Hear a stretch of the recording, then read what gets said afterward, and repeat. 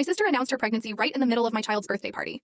You know, the moment my sister Sarah walked into my daughter's first birthday party, draped in a flowing white dress that practically screamed, "I'm pregnant." I should have known things were about to go catastrophically wrong. But even I didn't expect her to unleash utter chaos and betrayal just as my sweet Lily was about to blow out her very first candle. My name is Ruby, and for 32 years, I'd been the responsible one. The good daughter.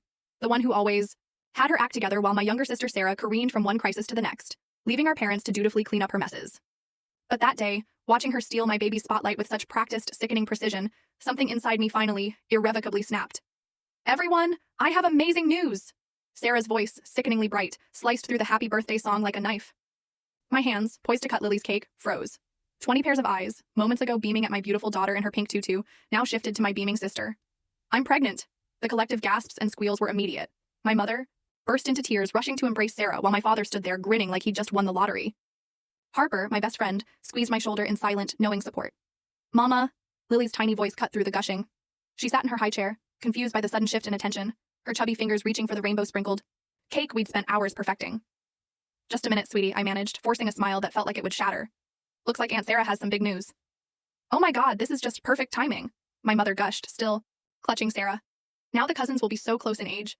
Sarah untangled herself from Mom and floated toward me. That familiar, calculating glint was in her eyes, the one that always preceded her asking for something. "Actually, Ruby, I've been thinking. You know how Chad and I are still trying to figure out our living situation?" She gestured vaguely toward her on-again, off-again boyfriend, who was currently stuffing his face with chips in the corner. "Well, your house has that beautiful nursery you designed for Lily." I gripped the cake knife tighter. "What about it?"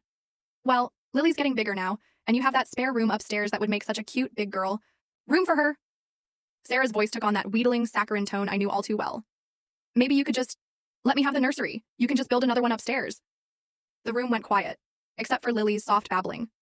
I could feel Harper tensing beside me, ready to jump in, but I held up a hand. "Let me get this straight," I said, my voice eerily calm. "You want me to give you my nursery? The one I spent months designing and decorating for my daughter?" "Well, yeah." Sarah brightened, clearly mistaking my tone for agreement. "It makes perfect sense. You're established, you're doing so well with your job, and I really need the help right now. Chad's between opportunities, and—" "You mean he's unemployed again?" Harper muttered under her breath. "Ruby," my mother cut in, her tone laced with warning.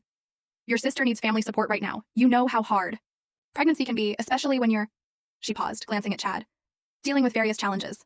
My father nodded sagely. "It would really help your sister out, Ruby, and you've always been so good at handling things." I looked around the room, at my parents' expectant faces, at Chad's disinterested slouch, at Sarah's perfectly practiced pout. Then I looked at my daughter, still waiting patiently for her cake, trusting that Mama would make everything right. Full story on the channel. Link below. Click now and watch what happened next.